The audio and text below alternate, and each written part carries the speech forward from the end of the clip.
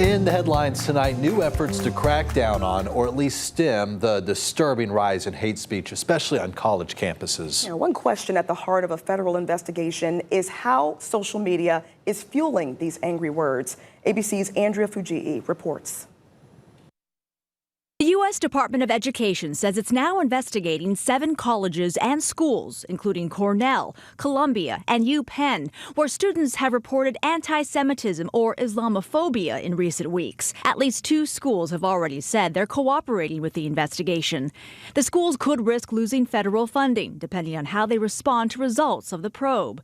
Many students at those schools are on TikTok, where this week anti-Semitism was amplified as a decades-old letter written by Osama bin Laden explaining the 9/11 attacks went viral, with some users expressing sympathy with bin Laden's views. I mean, not only is that offensive to the Jews because he talks a lot about the Jews, how do you think families feel where their families were impacted on 9/11. TikTok now removing videos referencing the bin Laden letter, saying content promoting this letter clearly violates our rules, adding the company is aggressively removing the content and investigating how it got onto our platform. Dozens of Jewish TikTok creators and celebrities have now signed a letter urging the company to address anti-Semitism and harassment.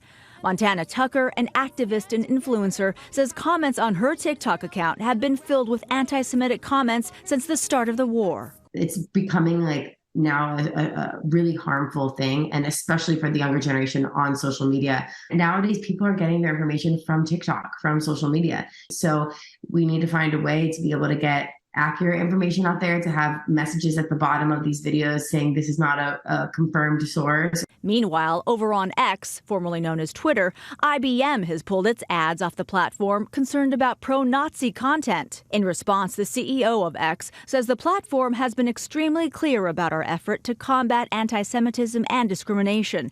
There's no place for it anywhere in the world. And that was Andrea Fujii reporting. Now, TikTok says it's being proactive in addressing concerns of anti-Semitism on its platform.